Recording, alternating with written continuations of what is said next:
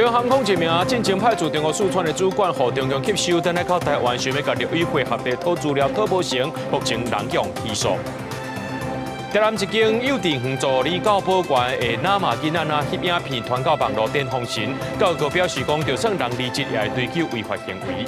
破发现金1万块以上案，立法院调也有强势，按算拜五完成3读，上紧1个月后就会当破发现金。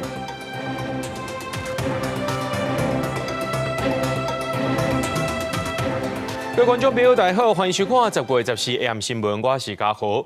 讲到这中共想要渗透台湾，甚至有这空服人员去做间谍。进前呢，这中央航空派驻中国四川有一位姓乔的代表，方表出讲，伊伫咧2012年到14年之间呢，去互中共吸收去，涉嫌伫咧台湾发展组织，而且这个查甫人，搁要甲这伫咧陆委会学地讨一寡机密资料，毋过去互拒绝啦。目前这国检署指挥侦办，依照国安法来甲起诉。中国间谍案一直在发生，中国毋但是渗透国军官兵，嘛甲中国间谍的乌手伸向台湾航空业的人员。前中央航空社交的主管表示，伫派驻中国的期间，互中国军队吸收变做中国间谍，涉嫌伫台湾发展组织漏摄公务各项机密。相关的细节不清楚，不过我想我们军中还是要强化我们的保航教育，要加强我们的反渗透跟反情报的工作，那同时也要落实我们的这个揭秘的资格的认证机制。那我也会在立法院向国安局还有其他相关的情报部门来提出来，希望未来能够建制跨部会的相关异常事件反应的机制。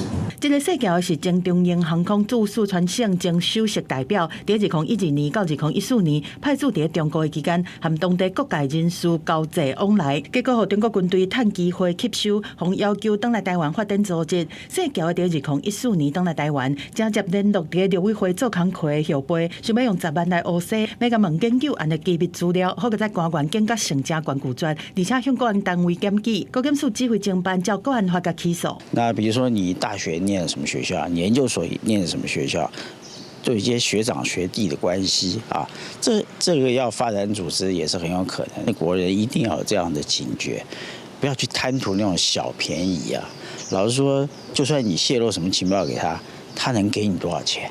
你为了这么一点钱去做这样的事，这是违法。陆委会表示讲，真侪研究案拢有机密性质，好加在当年的警觉性加悬。另外，中国渗透的手段加多元。国安局上新的报告指出讲，中国是用特约的去诱现役的，用网络斗交，用钱去甲城，用债务甲威胁，渗透政府机关和军事单位。今年到9月，中国间谍案已经起诉24个人。记者综合报道。中央广播电台进前发生这官方网站去互换做5车旗，引起争议。文化部长李婉是认为讲，就要用更较悬的道德标准来看待公共媒体从业人员。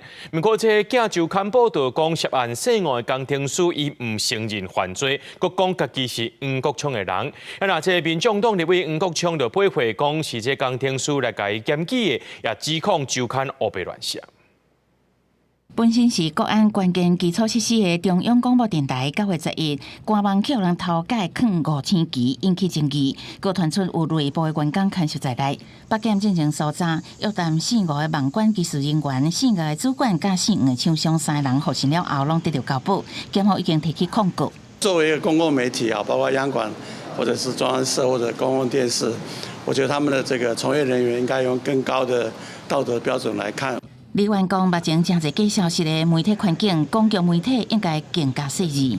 啊，毋过《镜周刊》报道，讲4、5个工程师好人犯案，佮伫精神的时阵讲是黄国昌的人。啊，毋过黄国昌是因讲代志真简单，4、5个工程师是甲伊检举讲用讲有治安的老胖。我请他进一步提供资料，然后他的资料就没有提供完整，结果《镜周刊》就用这些只字片语，人家检举我的通话的对话的记录，然后来在那边编故事，简直是莫名其妙。李焕是讲完全唔知影周刊报道的部分，因为有偌济证据讲偌济话，检调单位当地进行侦办，用讲是发声明讲会全力配合检警侦办，涉案的员工已经停职接受调查，会整理相关的事情，提出刑事、民事的相关告诉，要确保国家关键基础设施的安全。记者采访报道。韩国的媒体报道讲，咱的国军军事实力不够，批评这陆军炮兵所用的一寡武器，拢是二战时期的旧装备。佮形容讲，咱的国军是袂出是塑胶做的。咱啊，佮再讲到今年汉光演习咧，这后备部队加入城顶战训练，真侪人连这野枪开枪的动作拢无正确。国防部长郭立雄是回应讲，咱会买新的装备来甲旧的换掉，提升战力。台湾伫印太地区前线抵抗中共威胁，国际也咧检视国军的战力。韩媒当下一部报道批评台湾上大问题是军事实力不够，国防预算长期维持伫 GDP 2%。陆军炮兵也咧用二战时期的 M114甲 M102榴弹炮，海军护卫舰也闹过问题。韩媒阁形容国军是超唔兵之，今年汉光演习后备部队特别城顶战训练，有真侪人连提前开枪动作都无正确。国防部长郭立雄也做出回应。那我们等到筹购新式的装备能够交运到位之后，我们就会来陆续淘汰我们过去的旧式的装备。过去在大陆军时代、大黄埔时代的训练方式，在这几年也跟美国签约引进新式的实战化的训练，也每年选派2个营级单位赴美受训。议会表示，国军伫蔡政府时期恢复1年期已不休，引进现代化训练，另外继续买新式武器装备，包含海马式多管火箭、M1AT2 战车拢陆续到台湾。国防部宣布目标明年达到占 GDP 3%以上，增加国防实力。那这个轻兵器的步枪呢，现在已经要改装为从 T91变成 T112。新式的步枪，然后火炮呢，那现在也要跟美国购买 M109A7的这种自走炮。针对接南国族海军好进度延前11月交难难度增加，国立红认为技术无问题。电力系统自动充电这个部分，那还有一个 IPMS 整合的问题，我想这个技术面上面都可以克服。只是说，我们还需要给我们一点时间。用国防部并内强化认证特别预算，拍算俾等后期应用水。后在也批评国内无3年负面预算，国立方强调，那国内有3年对公开招标。记者综合报道。花莲光复在后到单一个伫咧整理，这讨论真久的铁路计划目前有初步结果。县政府初步来确定讲，放弃八上楼的这款避难，该做是用所开来铁路，真正协调所也表示尊重。因为有一粒风台当咧形成，总协调官桂连成就表示，希望利用这届风台进行相关的铁路计划。山坎的大片污水稳定流出，中央出动空吸机，每日观测马太安溪防山湖依照实时记录，吐水量155万吨，水位1019.7公尺。叶流口倒环报名也有大约1亿立方公尺的土沙堆积，无明显变化，当前维持红色警戒。不过未来几日，风台形成的几率悬，都将影响台湾。一直讨论的铁路计划，即马也有结果。放弃原本的水滴铁路版本，初步定调改用疏散铁路。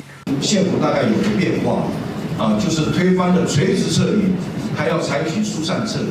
那不过这一点我是尊重县府的意见，因为毕竟来讲，这个撤离计划是由县府来执行的。依据我们中央前进协调所在10月12日讨论出来的疏散撤离应变计划。调查内容包括民众实际居住情形、撤离能力以及撤离方式。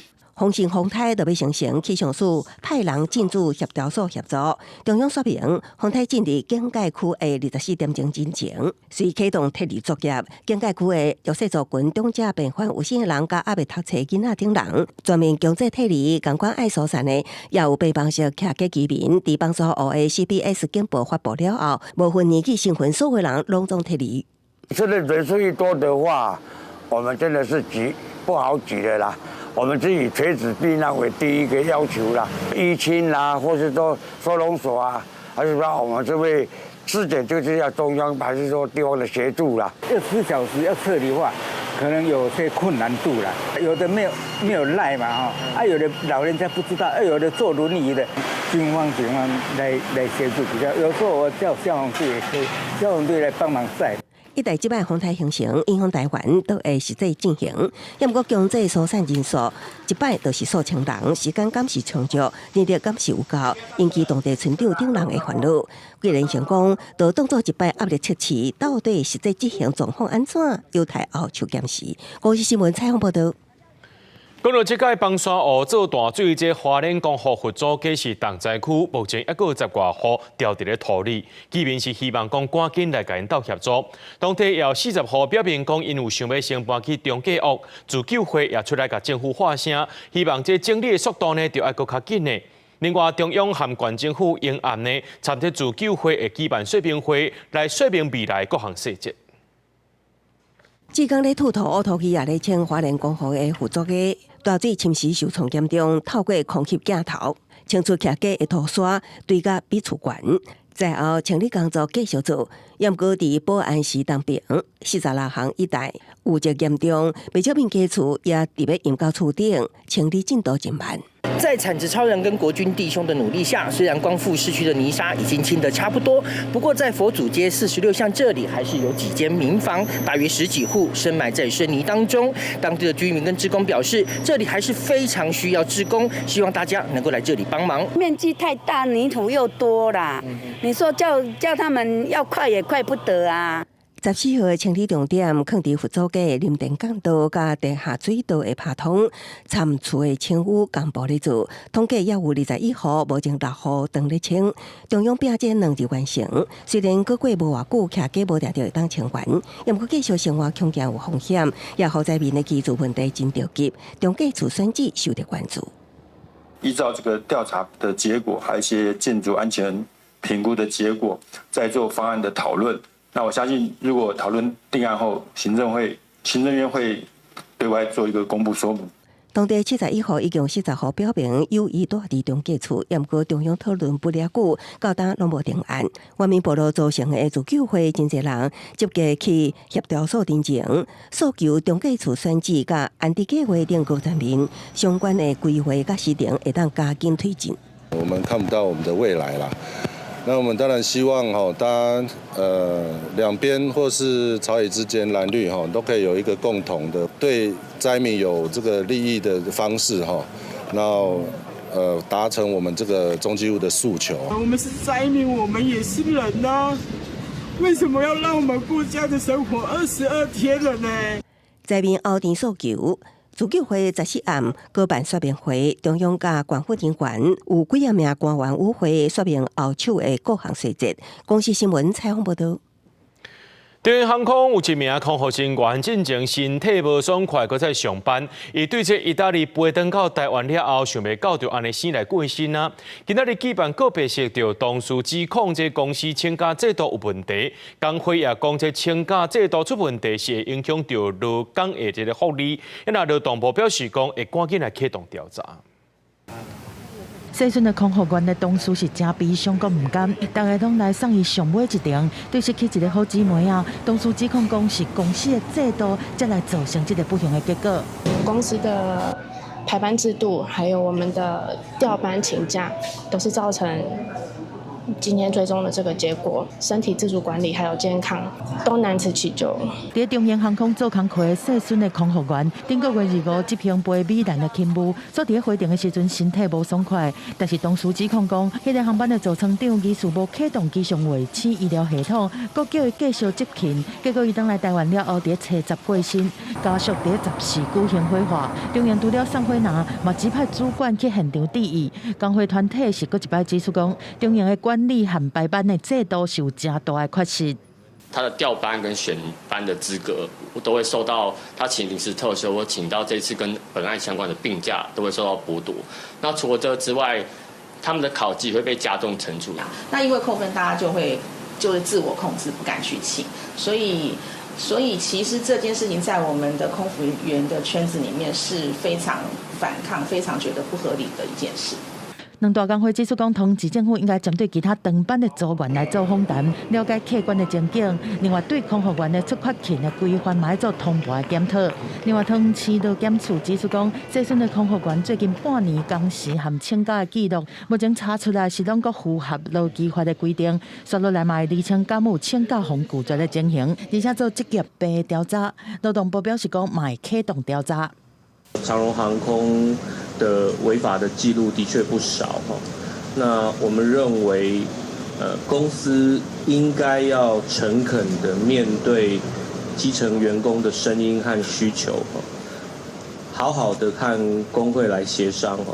翁新涵表示讲，针对这个事件，会找相关的组员和利害关系人来访谈和厘清，但是无法度确定报告出来的时间。另外，敢会认定讲是职业灾害的部分，佫需要专业调查和判断。记者综合报道。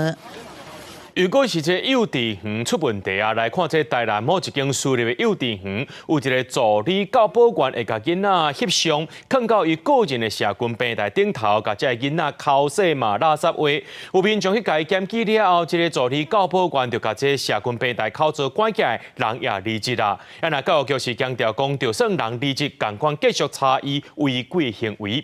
那另外一间呢是这公立的幼稚园，3年前发生不当管教，最后是裁处。讲是不当管教，唔是体罚，那这个结果呢？家长是无法接受。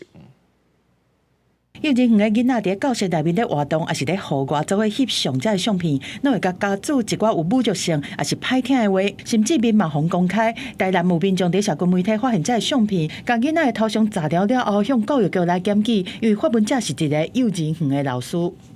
老师难免会有情绪，是 OK 的，只是他公开那个小朋友的脸蛋，甚至学校的衣服，我就觉得不是很好。台南市教育局和社会局10时接到通报了后，入园去调查。园方讲，这传相片的这细陈的助理教保员，伫这做工课差不多1档外，平常时表现真正常。因为 IG 是个人的私领域，内容不当已经要求伊关起来。这个助理教保员嘛已经离职，不过教育局强调讲，就算已经离开这个头路，同款的依法来追查违法的行为，会和社会局调查敢有违反绩效法。那本人对于教职员工日后在各大社群网站将更加宣导、更加的教育，绝不容许有类似的情形再次发生。台南私立幼稚园的幼保员出现不当的行为，但公立的幼稚园嘛发生不当管教。有家长投诉讲，3档前伊有伫教生新训的囝读大班的期间，互姓黄的教保员无代无志罚徛，白带伊的受教权，阁不爱互伊去辩诉。最近已经准备上课的录音做证据去申诉，但最后的裁处说是不当管教，不是体罚。他是认定他是不当管教，可是依照法规，不当管教是这个案子其实不能算不当管教，应该算是不当体罚，因为小孩子并没有做错。相关的事证当中，可以去认定老师有违法行为的地方，也都已经按照规定做一个查处，所以绝对没有对任何老师有包庇或者是不处理的一个情形。针对家长指控讲假暗砍，教育局强调讲有依法裁处，教保员嘛已经调职，但是家长认为讲对无责任的教师，教育局应该更较积极来处理，无应该安尼轻轻啊放过，才会当防止可能囡仔案一直来发生。记者综合报道。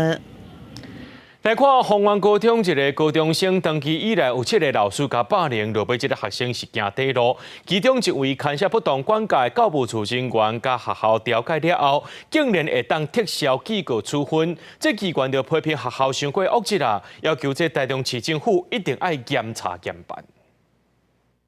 滥用法律资源，撤销处分，守护孩子，承诺落空。提标语大社会，民代甲金本基金会10时开记者会，也出2023年正经社会台中市丰原高中高级学生登记互7个师长集体霸凌行底路案件，其中一个姓黄学务创新人员不当管教霸凌，经过调查事实，当事人2024年10月提起行政诉讼，法院调解了后，学校竟然同意撤销记告处分，被批评开后门恶例。他的一个诉讼代理人，既然是学校里面的一个校安人员，所以呢，这个校安人员就代表了整个台中市政府的行政体系吗？此例一开之后，我想会造成日后更多的不适任教师会想要去要求，无论是要求、威胁、利诱，去校长去做这样子的调解的会议。今年3月，监察院公布调查报告，认证学校无照规定，伫事件发生了后5天内开校事会议，定书明显有疏失，纠正台中市府甲学校。人本回评即马阁压出全国第一霸凌成立、私下和解撤销处分的案例，加速推翻学校教评会、教师中庭委员会等行政调查结果，安怎对全国人民交代？就会严惩相关的一个学校校长跟行政人员为何做出如此不符合社会正义的一个措施。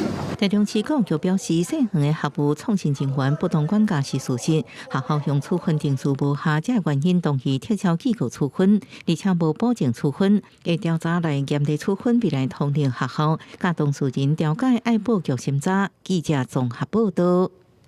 来看嘉义大拿一间1个礼拜的观光工厂，外观看起来亲像是城堡同款，互民众叫做是台湾版本的迪士尼，不过却引起美国迪士尼总部的关注。业者解释讲，因开10年去规划，不是模仿，希望打造在地文化地标。亲像欧洲城堡的建筑，还未到营业的时间，外口就有排队等要入去参观的民众。这个年嘉义县大拿8月才开幕的巧克力岛观光工厂，因为园区内底的设计，互民众甲合作是台版的迪士尼。迪士尼有成嘛？一点啊啦，无讲介成啦。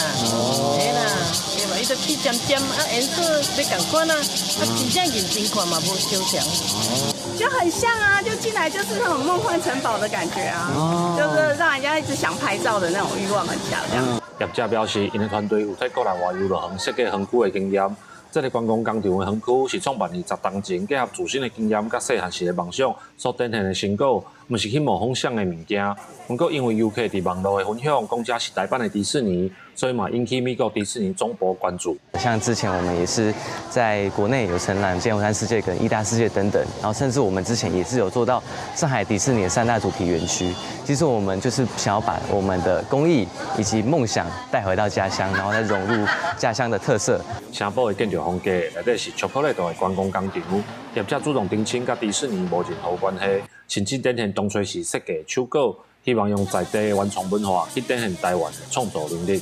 记者林慧婷嘉义报道。来看宜兰市的雪水路，敢若6米看尔，而且伫咧国道5号开通了后，车变侪路过下，当地里长就统计讲，这一年呢就发生10多架车祸，以后写批向总统府来申请，希望会当甲这条路混合看。那县政府是表示讲，当地有192管道含7张路顶大条车路，好民众会当改行这2条。暗时电话无3更，监视器画面，一台轿车拄要起行，就摔伫沟仔。这是宜兰市雪水路，当地定传出类似这种摔伫沟仔的事故。根据里长统计，今年就发生10多件。今年1月份到现在哈，掉在这个位置有8件，在这前后路段有交通队来处理有4件，加起来总共12件车祸。里长为地方清明，下批去总统府。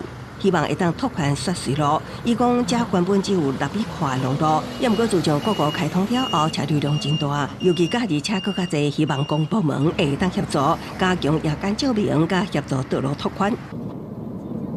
家己赛车经过雪水路，发现小闪车确实无简单。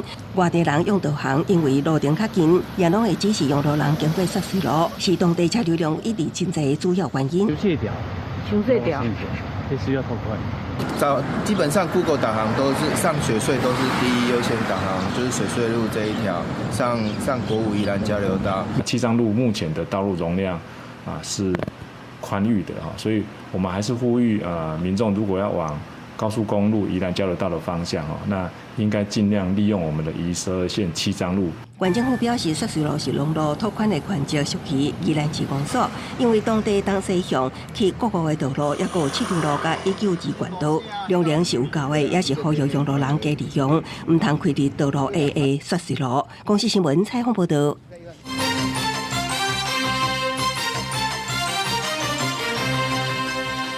不过，这破发现金1万块的论刑特别预算案，立法院调野党团达成共识，按算拜五完成三读，未提出复议，上紧1个月后就当破发现金啊。关系民众期待真久破坏现金1万块的论刑特别预算案，立法院15要进行第2轮预算提案的调野协商，已经17完成三读，而且无提出复议，也就是破坏现金的预算，渴望这礼拜5三读过关。我们在这个礼拜5排入议程，而且一定会完成3读。你一些先期的作业可以先做，快嘛，加变快的话，应该10月底可以领到钱，那最晚应该11月中就可以领到这1万块。这个时间点呢，行政院也要把握。既然要发放的话，时间当然是越快越好。发放的行政程序上能够简化啊，能够提高效率，能够加快速度。主计总处评估，普发现金可以带动 GDP 0.6的成长率，特别是对于民生消费的提振，让全民都能够过一个好年。若是预算案拜5会当通过，佮经过总统赶紧公告生效，全面破坏现金1万，上紧有希望11月中下旬开始执行。不过另外一方面，在违法争议还未解决，行政院要提修正版本，希望会当达到徛地事权会当划分，水平财源会当平均。也希望地方拿到更多的统筹分配税款，要承担更多的地方自治事项。因为再违法修正，国民党团原来有家己提出版本，伫这个会期列做重要优先法案。民进党立委赖水龙原来有提出修正案，未来行政院甲调野安怎沟通，也是一个挑战。记者采访报道。受到美国关税这不确定性因素来影响，还有新台币汇率呢，同款有影响到这工具机冲击是真大，真侪工厂拢当咧减班休困。相关的产业工会是呼吁产业界呢，就爱转型加入 AI 运用，才会当创造新的价值。啊，让经济部呢是有扩50亿提供各大制造业大生采购咱国产的设备，扩大内需市场。全台湾工科技业者组织召开会员大会，解散干部也同齐夹头脑找出路，面临美国关税的无确定性，加新台币对美金为2021年以来的变大幅度不如竞争对手日本真济，造成台湾设备售价优势消失，出口调大减少，已经有部分工厂帮无成价业者认为政府爱提出办法降低冲击程度。对我们出口业者来讲，工具机业者来讲，它应该要适度的对我们有一个缓冲，一个活路。慢渐进式的，要不然的话，我们整个市场是整个受到冲击的。根据台湾机械工业农业工会统计，初期美国将关对顶关税实施92%企业都提早出货应用。6月工具机对美国出口成长达到57.4%，7月对美国出口降26.4%，8月更加达到32.1%。台湾工具机甲林作件工业农业工会强调，面对全球供应链中组甲市场半导变动等新局势，所谓转型特别 AI 运用，才会当创造新的价值。互补性的商业模式，甚至我们的 AI 的运用，这个是现在我们这个需要很重要，大家一起来怎么样团结来做转型。一般转型一个案子的话，最多可以到500万嘛，那里面就可以最多可以编到40%的设备费这样啊，这因为有很多家厂商嘛，要加起来的话，就是会有50亿这样。经济部最近宣布，会透过研发转型计划支持各大制造业优先买国产设备，提供受对顶关税冲击的制造业各项向相关补助，新台币500万，设备购置费相关会当占40%，用来扩大内需市场，协助产业渡过寒冬。相关经费已经达50亿。公司新闻采访报道。前行政院长张俊雄告别式10月11日在高雄举办，包含总统赖清德、前总统蔡英文等人拢有到位。赵斌将守在路边要等这元首的车队到位要翕相，却去予警察阻挡。落尾警方是解释讲是民众想挖进管制区，才去甲关心的。我现在指的不是你拍接警哦，等一下我们在执行特种勤务，那你拍特种勤务，那你就是有违反。高雄警部分局员警在一直较前的定清路甲山卡路口执行安全维护勤务，因为东港有总统赖清德、前总统蔡英文的车队会经过这，要去参加前行政院长张俊雄的告别式。员警发现有民众提相机伫路边等要翕相，向前查问，却要求民众别当翕，若无就会违法，和民众杀不涨。我跟他说我要等那个车队啊，然后他就跟我说。你不能拍这特种车队，你拍特种车队就是违法。后续他就应该是他们车队已经接近那个路口，然后那个警察就走回去交管，控制那个号志，然后叫另外一个他从对面马路叫来的一个警察来看着我。民众伫现场一直确认总统的车队到底会当翕相无，无人甲回答。事后民众甲代志过程打去网络引起讨论。现场执勤的人武分局表示，东港是惊民众受挖管制区会有安全问题，警察才会去关心，不是因为翕相违法。远景基于整体安全考量，担心过于专注拍摄，造成自身或其他用路人交通安全影响，所以上前善意提醒当事人，于勤务管制期间，如有误闯管制车道或区域等行为，恐涉特种勤务条例相关法条，并非网传指称拍摄车队即涉法。其实，这种勤务的法条内底并无明文禁止民众翕相。民众表示，警方烦恼会影响交通管制，造成安全问题，这部分伊会当接受。不过，法条读煞了后，伊要确认到底是翕相违法，还是受挖管制区有问题，却拢无得到答案，也可以感觉真无奈。记者看朱超阳、郭永昌报道。天气特别反寒，在国内顶礼拜可再增加75例流感引起重症，这重症人数是这10年同期的第3高，有10例死亡个案，拢是无注射流感疫苗，超过8成有慢性病史。疾管署也提醒讲，若准65岁以上有慢性病的人呢，就是这重症高风险。若准去感到一声就变甲真严重，若准还未去做疫苗的，就要赶紧去做。疾管署监测国内疫情，顶礼拜类流感问急诊就诊有13万外诊次，虽然比前一礼拜降10.2%，但过推估是因为连续假期部分门诊休诊，目前社区中流行的呼吸道病原体以流行病毒为主 ，A 型 H3N2 较侪，过来是 A 型 H1N1 的 B 型。目前我国国内的一个流感的疫情呢，仍然处于流行期。邻近的国家呢，就像日本呢，那目前流感的疫情呢，也有升温的一个现象。统计顶礼拜增加75例流感并发重症10例死亡，其中1位68岁男性有心血管等慢性病史，出现发烧加30日内病症变作肺炎，最后不幸死亡。防疫医师指出，这是典型的流感重症病症，高风险族群一定要特别注意。那他在发病之后大概10天因为严重肺炎、呼吸衰竭就过世了。那这是一个流感重症很典型的病程，那也是我们高龄者、慢性病长者我们最害怕见到的一种临床状况。我们自己的研究也显示说，流感疫苗对于重症和死亡的保护力分别可以到65%和75%，所以对你的健康是非常有保障的，请赶快去接种。因应流感重症病例是我10年同期第3高，加做疫苗比往年较侪人，疾管署也搁增加买20万剂疫苗，有计11月中旬配搭各地疾管署监测附近国家疫情。日本20月初3已经宣布进入流感流行期，比去年提早5礼拜，香港也出伫流行观点，提醒符合公费注射资格甲有出国需求的人，拢爱赶紧做疫苗，提升自身的保护力。公司新闻采访报道。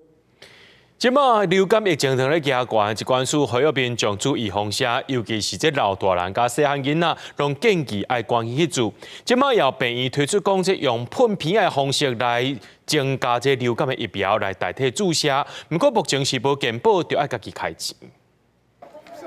流感疫苗免注射，改用喷片仔的嘛会使。有的囡仔惊注射，所以有病院推出喷片仔的流感预防射，用喷的，毋是用注的。虽然爱自费，但是家长也真愿意开这条钱。鼻喷剂就是，其实事前沟通都会他会比较安心一点，因为没有侵入性，会比较舒服。然后就是他恢复情绪也比较快。疾管署表示，国内流感已经是流行期，公费流感预防射10月份已经开始注射，建议老人甲囡仔拢爱做，避免感冒变重症。医生表示，儿童为着流感会一直发烧、烧真悬，严重会引起肺炎。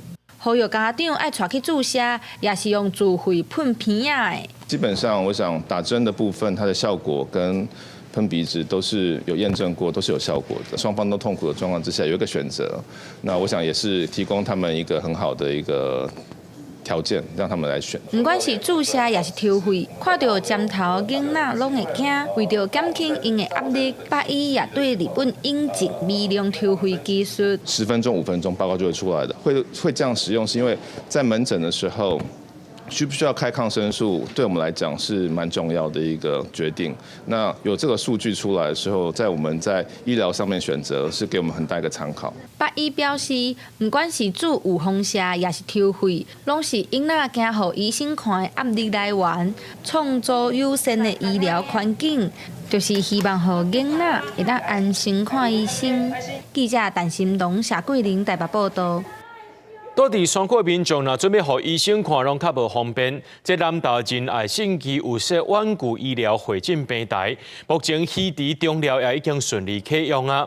未来在地人会当去到当地卫生所，就会当互台中荣总的医生线顶看诊。南投的稀池乡、中寮乡虽然不是伫山顶，但是也无都市遐尼利便。在地民众表示，平常时若要看医生，拢爱去到隔壁乡镇的病院，对厝行路到公车站牌加上坐车的时间，来回爱点半钟甚至4点钟是真无方便。坐啊久啊都无方便啊！当时啊，阮后生来用都爱知啊。车若去到台中，若比如讲坐客运的话，可能嘛是要2点钟，来回拢嘛是要4、5点钟啊。检查话，去拢嘛是3个月一遍。为了提升偏乡地区医疗照护，有社会团体关键包括所谓医疗影像系统、皮肤镜、喙孔镜加医疗检查设备。有关视讯设备未来利用关机医疗会诊平台，伫偏乡的民众唔免搬车去台中市，只要去卫生所，也会当互台中荣总的专科医师线顶会诊，并且就近摕药啊。甲医师约好，咱迄个台中荣总迄个远距医疗会诊的迄个门诊的时间，你来到卫生所，就等于讲台中荣总踮咧那一端在帮你看诊。南投县卫生局表示，台中荣总伫8、1到8、5，拢会开设的关机医疗专科门诊，有遮个进步的医疗设备加上科技，未来当地人去卫生所预约，就会当互医生看。南投县政府表示，目前南投的仁爱信义，甲今启用的稀池中疗，拢已经有设关机医疗会诊平台啊，也若阁剩下6个乡的部分，也会赶紧来争取设置。记者邢平仪南投报道。高铁推出冷静车厢的政策，所有亲子团体表示讲，这已经造成家长的压力。时代力量是要求高铁要取消冷静车厢，推出亲子车厢等等的配套措施。由民进党立委要求高铁呢，要排除囡仔特殊需求旅客，避免歧视。取消宁静车厢，友善育儿环境。要求高铁全面取消宁静车厢，时代力量参其他小党伫咧立法院外口抗议，由民进党立委招家长召开记者会。有家长表示，高铁实行宁静车厢，带囡仔坐车的压力是比以前更较大。也有家长讲，家己的囡仔有自闭症，当咧学讲话嘛无法度控制行为，就要去互高铁人员夜班啊要求爱点点。然后，因为我们是有特殊生，那也会有人说特殊生外表是看不出来的。其实我觉得这也是一件很困扰的事情，就是友善跟包容，它其实还是要有一定的空间。更较重要的是，咱要公共政策安怎制定，才有法度来打造一个互家长会使安心。会使自在带囡仔出去外口。针对这寡争议，时代力量要求高铁全面取消宁静车厢，推出亲子车厢，就要提出符合儿童权利的相关配套。因为民进党有立委是要求高铁应当在政策当中明确排除囡仔和特殊需求的旅客，避免歧视。应该要更聚焦，包括可能类似是3C 礼貌运动、手机礼貌运动等等，会是更适切的。又或者是推出亲子车厢。政策文字中应该明确排除婴幼儿及特殊需求的旅客啦。那列车服务人员应该接受相关情境的训练，避免误导误判或者是歧视。那第4个就是希望可以建议以示范期方式来进行，收集各族群的意见。高铁是回应讲，因为做调查有9成的民众支持车厢的宁静政策，有高度的社会共识，嘛强调是针对讲电话用3C产品无挂现机抄掉别人的行为，不是针对囡仔。这个过程当中，可能确实在一线的时候，他们在一些状况的拿捏上面，我们一直在讨论啊，也要再做一些精进。那这个部分是我们持续会在做的。那大家也可以看到，现在在车厢上面，文宣已经做了一些调整。高铁表示，针对各界意见，目前已经把宁静车厢的涂骹换掉，会过来检讨，卖改进高铁人员的教育训练，也呼吁社会对囡仔和无共需求的人，就要有更较大的包容，来打造更较好的公共运输环境。记者卢尚珠、曾春瑶台北报道。台中太平英雄街有一栋公寓，早起4点外时阵，这4楼1户的露台却熊熊放落来，加在是无人受伤。结果技术去到现场看，才发现讲这露台和建筑物本身并无钢筋相接。住户也讲，这栋大楼已经有35年啊，白户要这种露台，应该要进行全面的体检。透早时阵，车路人甲车拢真少，毋过有真大地的红毛土角熊熊为天顶落落来，除了讲真大声，阁真侪土粉。住户听到声音，紧出来看，才发现是楼顶规个灰台拢落落来。我是讲是车祸啦。安怎讲？因为半暝啊，别人是听到大声，所以讲是车祸尔。就是透早差不多4点，台中太平区英雄街这个主体大楼，伫4楼的住户灰台熊熊规个落落来。好在在当时是透早，无伤到人甲车。当时住户嘛表示，迄个时阵规家伙拢伫困，无想到无风无摇，哪会发生这种意外？我住10几年了，10几年了。对对。哇，这样前面有征兆吗？没有。没有征兆，就是没有什么东西掉下来都没有，都没有。这个应该是钢筋的问题啊！你这样有一户了，就后面就有2户、3户一直下来了。社区主义表示，大楼是7层楼，已经30多年啊，差不多有230多户住伫遮，已经过保固期，责任是啥真歹查，毋过嘛已经向建商反映，希望协助补强。结果技师则是下晡嘛去了解，佮讲灰台的钢筋加结构好亲像有问题。明显这个钢筋的连接是不足的，而且你假如钢筋有连接到那个外墙的混凝土，甚至里面的钢筋的话，它整个会绑在一起。结果技师是讲，灰台虽然有铁基啊，毋过好亲像强度甲密度无够，加主建筑嘛无联络好，地势受来无平均落来。因为其他楼层原有共款的灰台，除了爱赶紧全面体检，住户若是发现无正常的壁棚，都爱赶紧通报。记者采访报道。来看高雄这南马溪学专路边啊，两边呢拢是种真侪树啊，发甲3、4楼悬。不过，着民众反映讲，发甲这悬的影响到因的生活品质。这公园处最近就派人去遐修整，想袂到呢，甲这规丛树啊增加更溜溜。这环保团体就质疑讲呢，安尼生乱种树啊是会着病。不过，公园处表示讲，修整树啊的作业拢有符合规范。高雄市公园处的工作人员坐吊车去修整树轨，因为有民众反映，南马溪学专路两边规排的路树树轨头悬，爱公园处来修整。不过，这款坐头式的整轨做法，现在是引起环团的不满。环团表示，这款做法不是正办，那树啊会搞着病，以后发出来新话嘛袂用，呼吁市府爱赶紧停止错误的做法。断头修剪之后，新长这边烂一个洞，新长的枝条脆弱、丛生、杂乱、丑陋。这是无法复原的，不是我剪的话还会长出来，它永远没办法复原了。这个破坏是永久性的。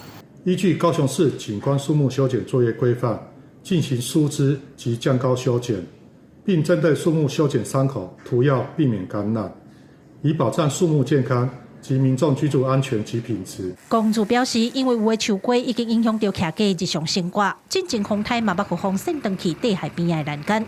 这2天才开始派人修整，要甲大局60丛上过头悬的树啊对头错掉。附近民众嘛拢认同，甚至佫认为爱定期修整才会安全。迄边遐有缀着车。啊，所以你感觉讲这树爱固定修整就对啊？毋是这尔修较低，较袂危，台风来较袂危险。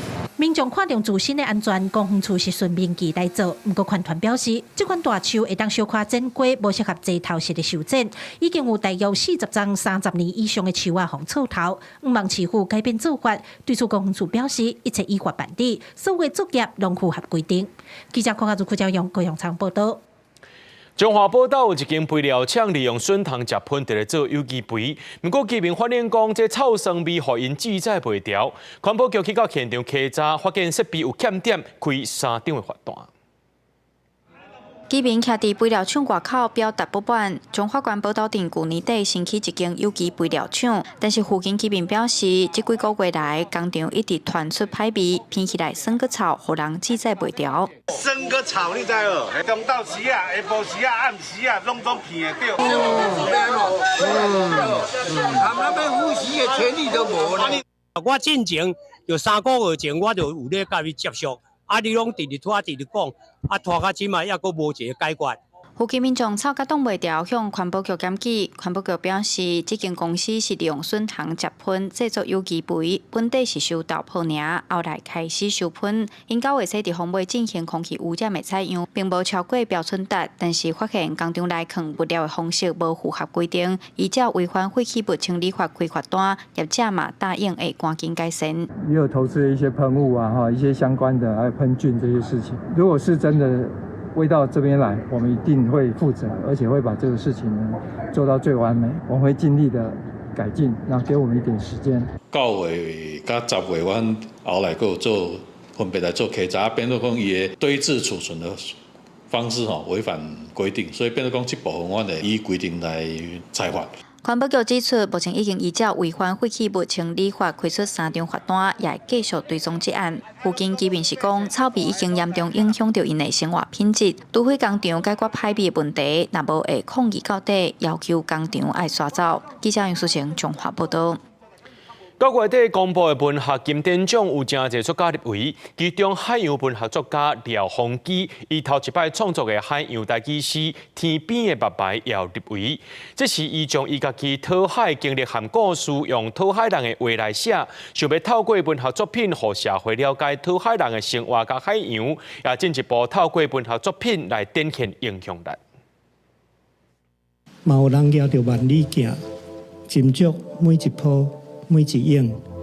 读诗的人是廖鸿基，伊是讨海人，也是海洋文学作家。伊将过去5年的讨海经历，用讨海人的台语开口来写诗。《厝天边的白白》这本诗集，伊讲过去因为无爱读册，所以走去讨海，后来才发现原来讨海的生活真趣味、真特别，所以才决定家伊写落来。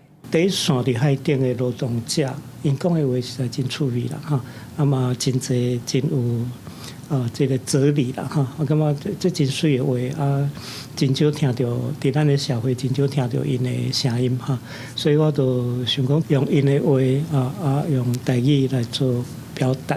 廖鸿基讲，在写这本海洋台语诗的时阵，拢是利用搬车的时间来想主题。有过去讨海思念故乡的心情，也有写到伫咧船边的海翁海猪仔，阁有伫船顶悬的对话学到的台语，伊会先甲声音记起来，翻头才去找台语字。头摆创作台语海洋诗，就入围金典奖，伊真欢喜，也感觉受到肯定，未来也会继续写第2本。对我来讲，我就感觉讲，这是真大的肯定甲鼓励啦，哈！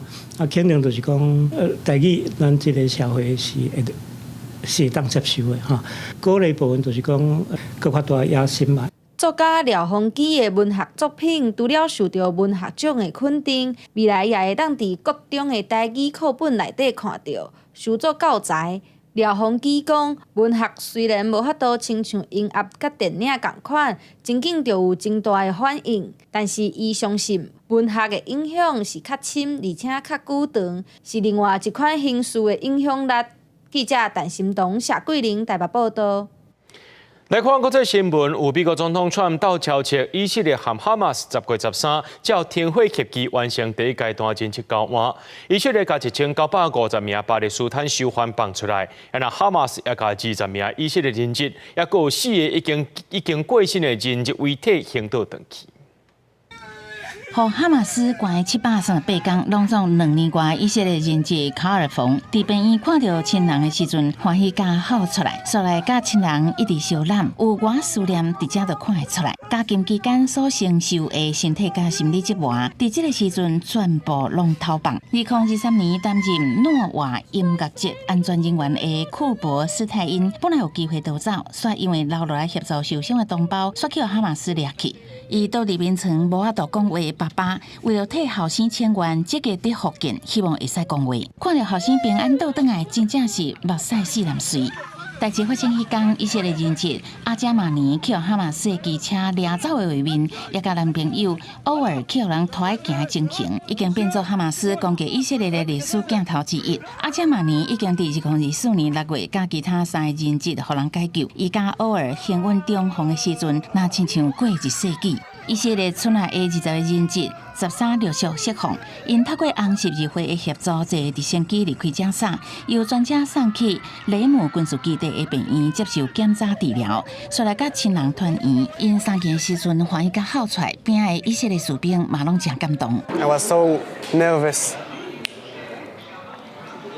I was so nervous to meet him in the first time, and it was so exciting and moving. There is no words to describe how we feel. The best day of my life, really. 4个已经死亡的以色列人质遗体嘛，伫13号人送到转去。车队到特拉维夫的时阵，边的家属提火速迎接。伫加沙南部的汉尤尼斯，在红释放的巴勒斯坦人的车队，有上千个民众伫路的迎接，有家属等未赴巴士停车，就要去车窗甲亲人相见。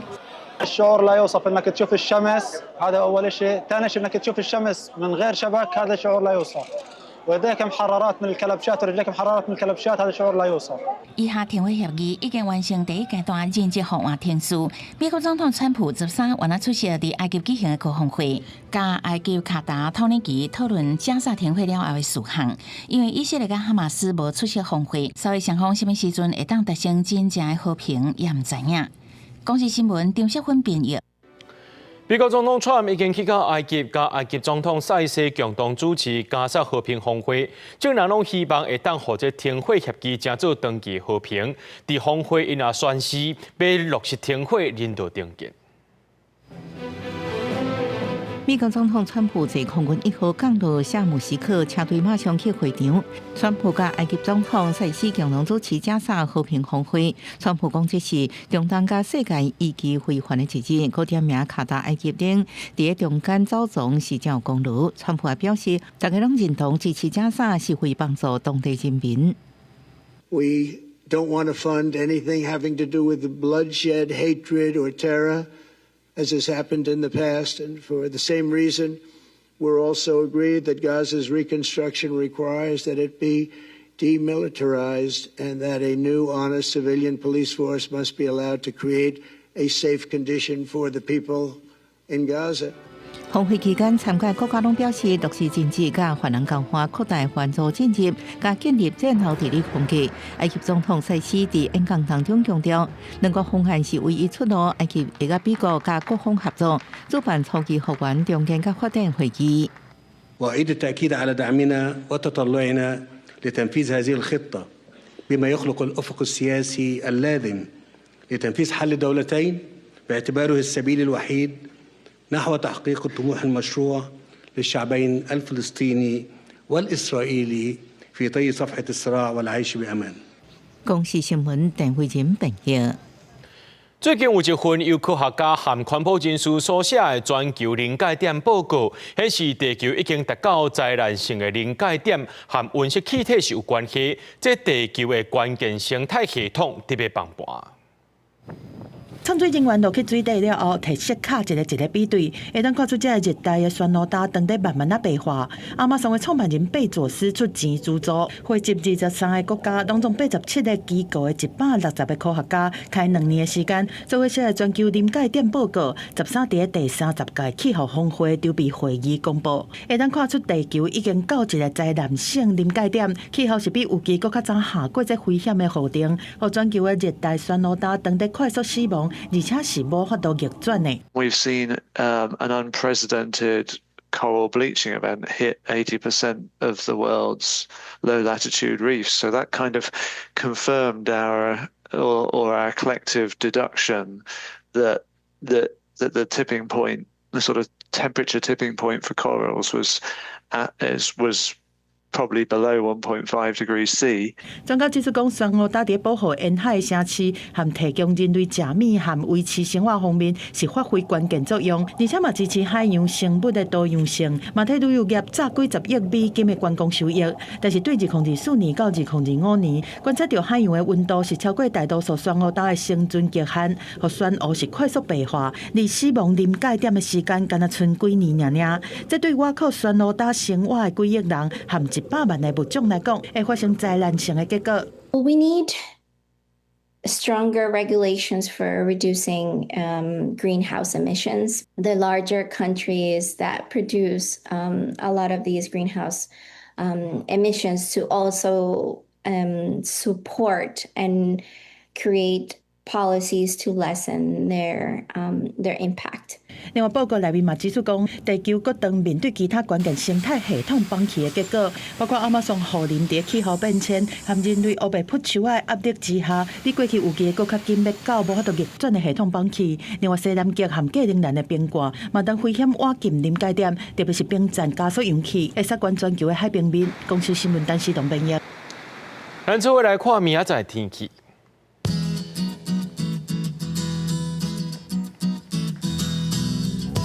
吉人台北桃园新竹对25度到35度，苗栗台中彰化南投云林对24度到34度，嘉义台南高雄屏东对25度到34度，宜兰花莲台东对25度到31度。平阳金门马祖对26度到33度。新闻最后，感谢各位观众朋友收看今日新闻，我是嘉豪，明仔载暗时7点咱再相会。